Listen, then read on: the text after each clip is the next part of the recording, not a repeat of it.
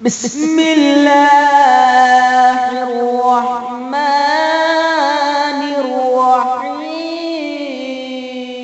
الرحيم عما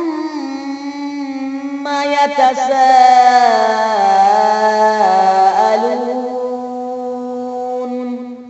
عن النبأ العظيم الذي هم فيه مختلفون كلا سيعلمون ثم كلا سيعلمون ألم نجعل الأرض مهادا والجبال أوتادا وخلقناكم أزواجا وجعلنا نومكم سباتا وجعلنا الليل لباسا وجعلنا النهار معاشا وبنينا فوقكم سبعا شدادا وجعلنا سراجا وحاجا وأنزلنا من المعصرات ماء ثجاجا لنخرج به حبا ونباتا وجنات ألفافا إن يوم الفصل كان ميقاتا يوم ينفخ في الصور فتأتون أفواجا وفتحت السماء فكانت أبوابا وسيرت الجبال فكانت سرابا إن جهنم كانت مرصادا للطاغين مآبا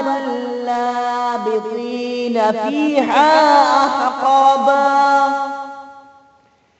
لا يذوقون فيها بردا ولا شرابا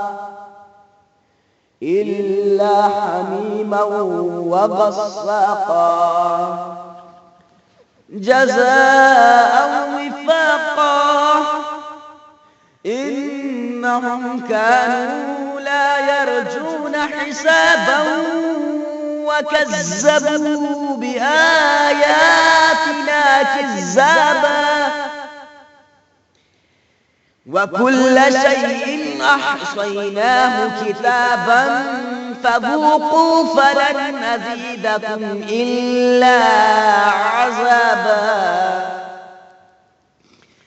إن للمتقين مفازا حدائق وأعنابا وكواعب أترابا وكأسا دحاقا لا يسمعون فيها لغوا ولا كذابا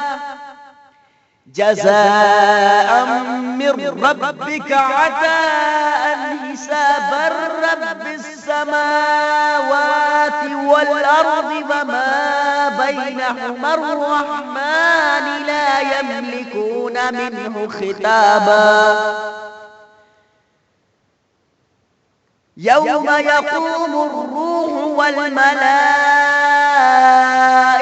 صفا لا يتكلمون إلا من أذن له الرحمن وقال صوابا ذلك اليوم الحق فمن شاء اتخذ إلى ربه مآبا إنا أنذرناكم عذابا قريبا يوم ينظر المرء ما قدمت يداه ويقول الكافر يا ليتني كنت ترابا صدق الله العظيم.